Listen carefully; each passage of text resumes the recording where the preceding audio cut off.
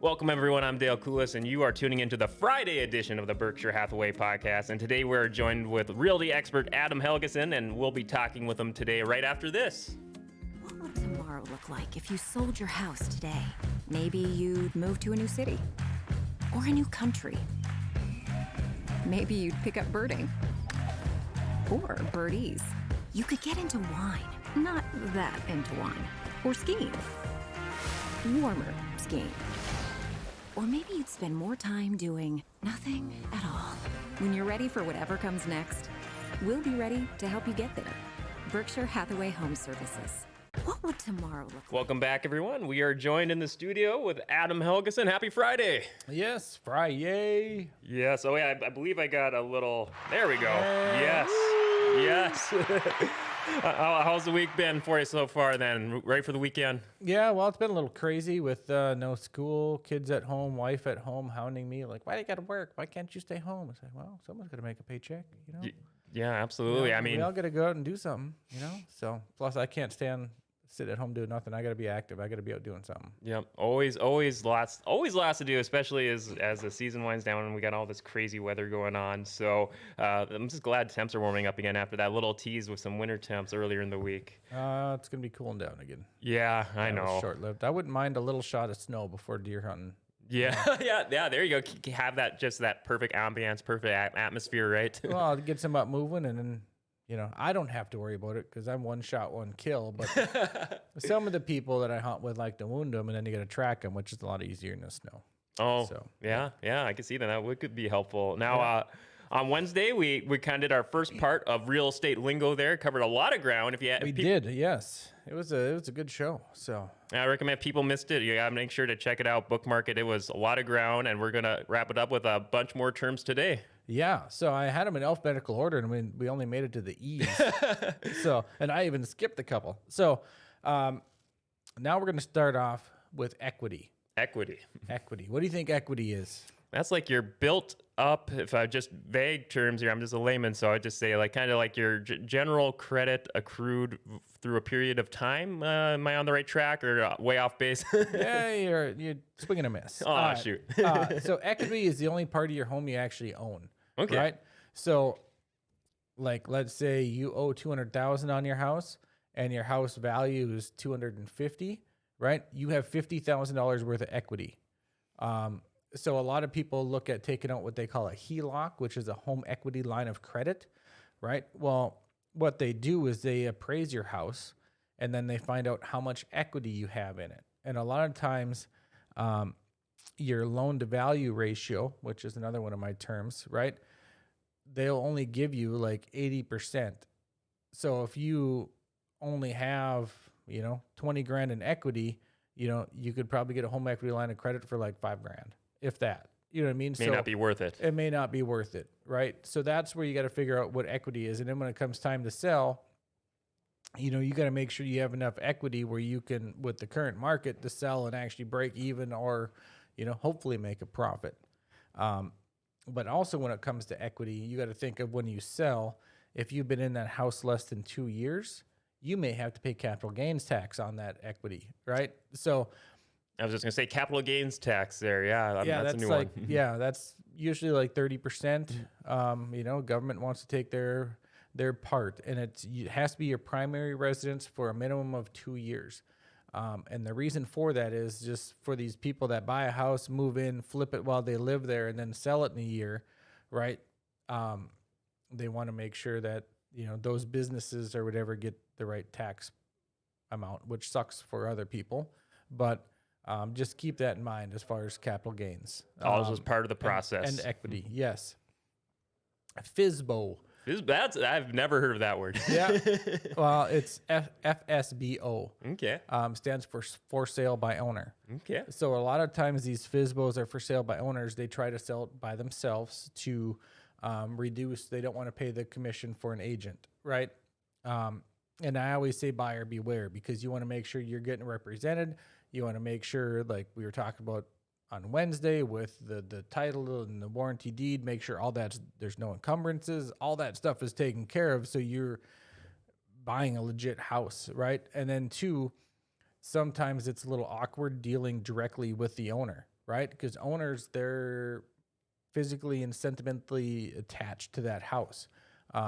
How do you know you're paying market value? How do you know you're not overpaying? You know what I mean? Yes, the appraisal is going to be there, but that's That only halfway gives you through, so much. right? Then when you do a home inspection, who's going to negotiate that? You know, the homeowner something you think is a big deal, they may think is not a big deal, and it can be a pain. So the majority of for sale by owners that come on the market within a month end up switching to an agent. Okay, so yeah, So just good things to keep in mind. yep. Foreclosure. Okay, yeah, I know that's not a fun word I've heard over the years. So hopefully you've never gone through it. But foreclosure is when you decide, or someone decides to stop paying on their mortgage, and then the bank decides to foreclose on it, and the bank takes the property. Now a lot of people like want to look for foreclosures because they think it's a easy sale or you can get it for less. But that's also a buyer beware, because a lot of people, if they're getting foreclosed on, they're not usually happy with the bank. So those homes are usually not in the best condition. I've heard of people pouring concrete mix and flushing it down the toilet so the plumbing gets plugged with concrete. I've heard of people ripping out all the copper piping and selling it, ripping out electrical wire and selling it for the money for scrap. You know what I mean? Sounds like just like one of those situations where if we're going to go out, we're going to stick it to them, kind of. Exactly. Yep. And I've seen some where people are like, yep, I messed up, I'm foreclosed on, and it's a beautiful house. So you just got to be careful. A home inspection.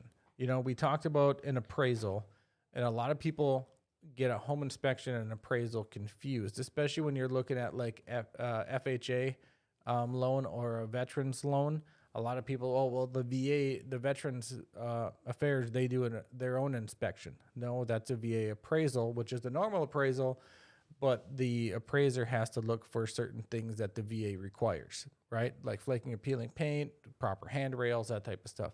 A home inspection is something that's not necessary. It's highly recommended, but it's not necessary. The buyer gets to pick the company of choice, whoever they want to do the home inspection, to come in, go through the house, and they check everything. They check the outlets to make sure they're, grounded properly. They check the roof, they check the foundation, they go through the appliances. They do a whole home inspection and give you a list of Like all the little nooks and cranny things you may not think to look for initially. possible defects, that type of stuff, improper grading, where the ground is sloping towards the house while the water goes along the foundation. All that type of stuff is what the inspectors look for. It's like $350. It's the best peace of mind you can get. Okay. Sounds like a very good, just like I said, peace of mind to have going in. We don't want to be caught with last minute. Whoa, what am I getting myself into here? Yep, exactly. An HOA. Some places have an HOA, which is like a homeowners association. Some of them are different. People are like, oh, I don't want no damn HOA, because, some of them are like, oh, you can't fly a flag in your front yard. You can't do this. You can't do that. The houses have to be conforming. You can only build a shed if it matches your house, that type of stuff. A lot of HOAs around here aren't that strict. You just make sure you want to get a copy of the HOA rules. But that's kind of what it is. You pay for the HOA, and a lot of times they will cover, your lawn care, your snow removal, and that type of stuff. And there's also common area assessments, which your homeowners association goes to. So like, I want to say, I think I've heard of situations like this, like where there'd be like a residential area with a court, and they have that middle lawn area, right? I forget the name of it off the top of my head. So yeah, something like that. Or some of the apartments right behind here are the condos. I mean, you buy the condo, but one of the buildings has a pool, so that's a common access area. So part of your HOA fees go to maintain the pool, or a gym or whatever it is that you can use. Or if you look at like the Cherry Street townhomes, that big addition, all the green space, that's shared use, all that type of stuff, your HOA fees go to cover that. Homeowners insurance, we already kind of covered that a little bit on Wednesday, but yes, you have to make sure you have homeowners insurance. You want to make sure you're covered properly. So if something were to happen, just that you're ready and prepared for it. So, you know, because it's always. And you can shop around for different companies. Different companies offer different rates, just like any other insurance. Of course, you usually get a better rate when you bundle your homeowner's car, all that stuff together at one company. They usually give you a little better rate. Always good to get the bundle, as they say. Yes. Go talk to Flo. You know, your lender, that's who is borrowing you the money. There's, you know, normal banks in town like Gate City, Bremer, Olaris, right? Those banks can do mortgages. Also, there's mortgage brokers like Wintrust Mortgage, Huntington Bank, First Class Mortgage. Those are more mortgage brokers. They can shop around to a variety of different things. 90% of the time, your mortgage is going to be sold off. I know Wintrust is one that can keep they keep probably about 90% of their loans in-house, and Gate City keeps their loans in-house. So a mortgage broker can shop around more options, but your loan is going to be sold off, which is if you set up automatic payments, it really doesn't affect you that much. I know automatic payments are just such a blessing in disguise with technology over the last couple decades. Yep, exactly. Now, we talked about liens. A lien against the property is, you know, if you owe someone money, they can put a lien against your property, which is a legal notice that denotes, hey, you owe someone money. They're holding part of that property hostage until it's paid. That's right. I think we kind of went over liens on Wednesday a little bit, right? We talked about liens a little bit on Wednesday as well. Now, the loan origination, we talked a little on Wednesday as well. But just to recap, like I said, that's what the lender charges to file your paperwork. That's how they get paid. And like I said, it's usually 1% of the purchase price. So, this is kind of like, you know, everyone's got to, you know, make sure they get their compensated for doing their just due. Yep, exactly. So that's the banks, you know, just make sure that the standard is like 1%, but I've seen it all over the board. Is that one where we were talking about some of these other terms that could be possibly negotiable? Yep. Yeah. Like Veterans United, not a fan. They claim to help veterans, but it's like going off a military installation to the first car lot and buying a car. It's usually not the best deal. You know, they were charging almost 0.7% higher than local lenders. So make sure you shop around. And then too, depending upon the type of loan you do, right, there's a loan to value ratio, the LTV. So that's where a lot of people are like, well, I need a 20% down payment. Well, technically you don't. It depends upon the type of loan and your loan to value ratio. Some loans, if you're a veteran, you can do a VA loan, which they do 100% financing. So you can finance up to 100% of the purchase price. USDA, when you think of USDA, you think of like beef, right? And that type of stuff. Well, the agriculture USDA does a zero down home loan too for rural properties, rural or small town. Now, East Grand Forks is considered a small town, but Grand Forks isn't. Right. Yeah. So Grand Forks proper is the only town in the area that don't qualify for USDA. But there are, you know, pay requirements and stuff like that too. But they will also do 100%, you know, loan to value ratio on your mortgage. So, really good to keep in mind for rural areas, or like say East Grand Forks can qualify. East Grand Forks, any small town around here, just not Grand Forks city limits. You know, and if let's say you're having trouble meeting that loan to value and you need down payment assistance, there's North Dakota housing grants and stuff where you can get help with paying your down payment. So you can get in as little out of pocket. And now that the market slowed down a little bit as well. Sorry, I'm getting a phone call here. Let me. Oh no. Yeah. That's a Lexus dealer in Minneapolis. I don't know why they're calling me according to my caller ID. But yeah, I mean, there's different programs out there to help you with the down payment assistance and that type of stuff. And like I was saying, with the market coming down too, we can also ask for seller paid closing costs, where we talked about the closing costs for the buyer, for that origination fee, for that title search, all that type of stuff. We can ask the buyer to cover, the seller to cover some of that. So they can look into all the various options and be like, oh, hey, we could help you out. I've actually had a veteran buy a house with a zero down home loan. We had the seller paid closing costs. So he had zero money out of pocket. And when we closed, he got like a $2,500 check back. So he made $2,500 buying a house. Yeah, I was gonna say, wow, he came out making money. That's So, awesome. Yeah, which doesn't happen very often. But yes, there's always that possibility.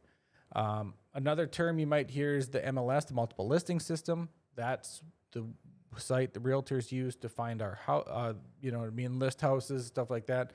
Zillow, Realtor.com, all those type of websites feed off of our multiple listing system. So if you're doing a search, reach out to an agent you trust, whatever, we can actually build a profile for you on our multiple listing system with a certain search criteria. So anytime a new house comes on the market that meets what you're looking for, you get an email that second automatically with the listing.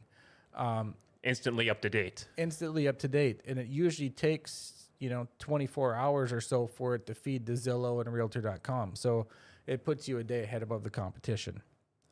Very nice feature to have. Yeah. And then, the pre-approval. This is, I know we're running out of time again here, but pre-approval versus pre-qualification. Pre-approval means the bank has looked at your preliminary stuff, and yep, it looks like you should be good. That's a pre-approval.